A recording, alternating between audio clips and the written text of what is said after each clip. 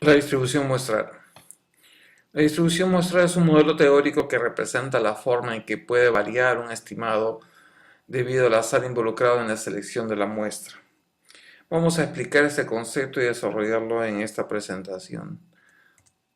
Para esto veamos primero un ejemplo. Digamos que queremos comprobar el tiempo promedio de una tarea. Es un proceso que se supone que ha sido mejorado y se supone que ha habido ciertos cambios, pero tradicionalmente el tiempo promedio ha sido de 25 minutos y la desviación estándar ha sido de 8.23 minutos.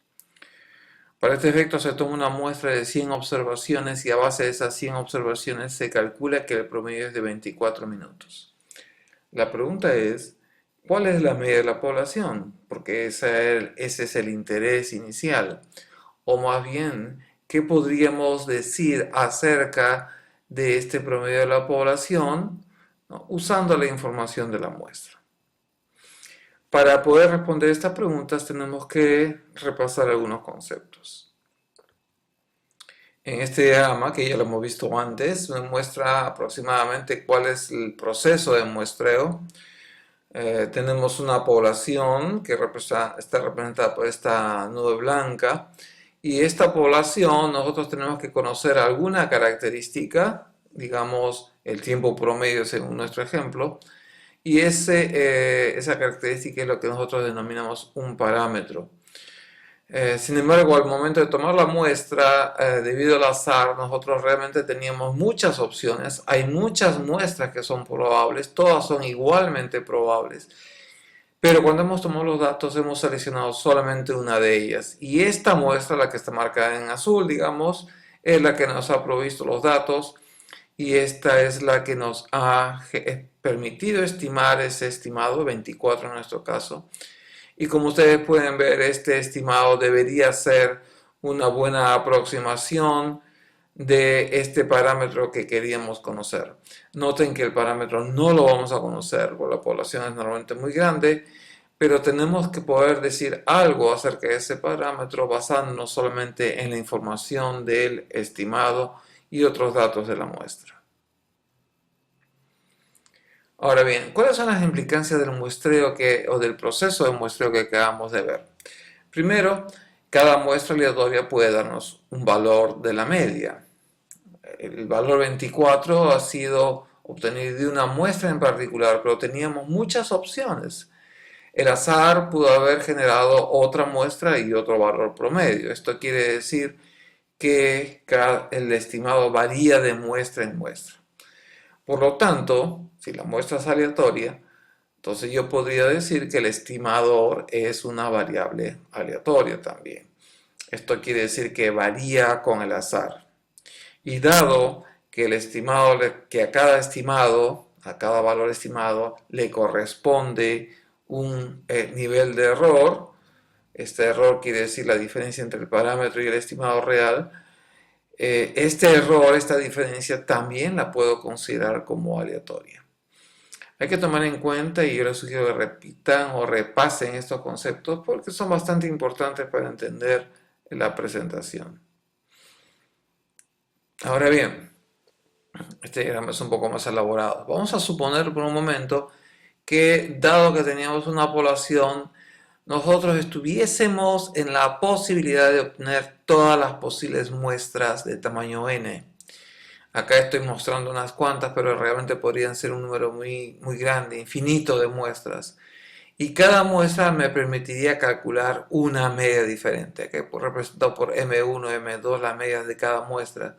Estoy poniendo solamente 5, pero realmente podríamos tener muchas. Si nosotros usamos esta columna de datos, supongamos que la hemos obtenido, y las ponemos en un histograma, el resultado va a ser interesante. Vamos a ver que lo que tenemos, esta distribución, este histograma, por llamarlo de alguna forma, es lo que llamamos una distribución muestral. Obviamente en la realidad nosotros no trabajamos todas las muestras, no tomamos todas las muestras, tomamos una sola de ellas. Pero esta distribución muestral representa muy bien cuál es el posible comportamiento del estimado cuando trabajamos una muestra de tamaño n. En este caso, vamos a observar que si la muestra tiene un tamaño importante, normalmente mayor que 50, mayor que 100, este histograma normalmente va a tener una forma de campana, esto es decir, va a tener una distribución normal. El medio, el centro de esta distribución, como ustedes pueden ver, es el verdadero promedio correspondiente al promedio que teníamos acá en la población. Es el mismo valor. Esto quiere decir que el promedio de las medias muestrales es igual a la media de la población. Y obviamente esta campana normal también tiene una medida de dispersión. Esta medida de dispersión se llama error estándar. Noten la diferencia, no es desviación estándar, se le denomina error estándar. Pero desde la perspectiva de la distribución que tenemos en la pantalla, la distribución muestral, ese error estándar es igual a la desviación estándar de esta distribución. Noten que no estoy hablando de la desviación estándar de la población, ¿ok? Esto es algo muy distinto. Esta población puede tener cualquier forma y una dispersión dada que por el momento no la tenemos, no nos interesa, pero esta distribución es una distribución normal que tiene su propia dispersión, pero que se mide a través de un indicador que se llama error estándar. Esta dispersión vamos a ver que depende en gran parte del tamaño de la muestra. Acá estoy ilustrando un caso particular, digamos, qué pasa cuando tomamos muestras de tamaño 100. Estoy tomando el mismo caso inicial. Noten que si tomamos muestras de tamaño 100, la distribución es normal porque es una muestra grande, pero las medias de las muestras pueden variar desde 97, que está en este extremo inferior, hasta casi 103, que es el extremo superior, ¿no? Y el error estándar que podríamos obtener en este caso es de 0.82. Repito, el error estándar es el nombre que recibe la medida de dispersión de esta campana, pero en términos técnicos, este error estándar corresponde a la desviación estándar de la distribución de las medias. En otras palabras, si nosotros sacáramos todas las posibles medias y sacáramos la desviación estándar de todas esas posibles medidas, el valor sería igual al valor del error estándar. Acá tengo otro caso, noten que he incrementado el tamaño de muestra a 400, he hecho 4 veces más que el tamaño anterior, pero el error estándar ha bajado solamente a la mitad. Eso es interesante porque ven que la relación no es lineal, mejor dicho, el error estándar se reduce, pero no en forma proporcional al tamaño de la muestra. Y como pueden ver, el tamaño de la muestra ahora se refleja en una menor dispersión de esta campana. Esta campana ahora va desde más o menos 98.5 hasta 101.5, ¿no? Haciendo evidente que las medias normalmente no van a coincidir con el parámetro. Recuerden que el parámetro es el centro, en este caso el parámetro es 100. No van a coincidir con el centro, pero ¿no? van a distribuirse de una manera bastante normal alrededor de este valor central.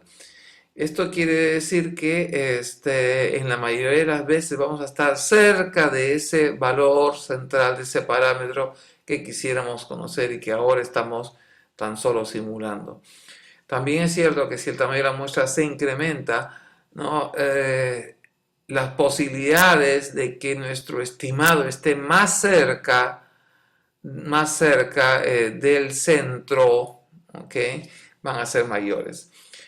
Voy a regresar al caso anterior. Este es el caso de la muestra 100. Con 100 observaciones, noten que podríamos tener valores muestrales o medias muestrales muy grandes, tanto como 103 o como 97, alejándose mucho del centro que es 100. Y en este caso vamos a tener, si la muestra es de 400, va a haber variabilidad, pero la variabilidad es menor. En el peor de los casos, podríamos tener medias que están cerca de 101.5 o tan bajas como 98.5, pero no más que eso. La distribución muestral entonces es un modelo, esto quiere decir una representación de todas las posibles muestras que potencialmente podrían ser obtenidas de la población, ¿no? A través de este proceso de muestreo. No está basada en valores reales, sino en valores esperados. Por eso yo dije, supongamos que podamos hacer este muestreo. En realidad normalmente tomamos solamente una muestra. Tiene forma de campana, esto es, sigue una distribución normal. Y esto es fácil cuando las muestras son grandes. Si la muestra es pequeña, va a requerirse que la población sea una distribución normal para que esta distribución sea también normal. Respecto al error estándar, el error estándar mide justamente la precisión del muestreo. Técnicamente hablando, es la desviación estándar de esta distribución muestral, o es la desviación estándar de todas las posibles medias que podrían obtenerse en cada una de las posibles muestras, ¿no? En general representa la variabilidad esperada del proceso de muestreo en relación a las medias. O sea, ¿cómo es que las medias varían o podrían variar en este proceso de muestreo? Y en general se le considera una medida de la precisión del muestreo en relación al tamaño de la muestra. Ahora, ¿qué significa este error estándar? Sabemos siempre que existe un error de muestreo, es decir, que existe una diferencia entre el estimado y el parámetro, pero el error real para cada caso no se conoce. En nuestro ejercicio tenemos el estimado que es 24, pero no conocemos el parámetro, la verdadera medida, por lo tanto no podríamos calcular el error, ¿no? Cada muestra genera un estimado y por lo tanto puede generar un error. El valor promedio de ese error, promedio entre comillas, por favor, se puede conocer a través del error estándar. En otras palabras, el error estándar me da una apreciación del error típico que tendría el proceso muestral, el proceso de muestreo que he diseñado, que por lo general depende del tamaño de la muestra, como dijimos. ¿Qué determina el error estándar? Hay varios factores que hay que considerar. Ya hemos dicho, el tamaño de la muestra tal vez sea el más importante. Cuanto más grande sea la muestra, más pequeño va a ser el error estándar.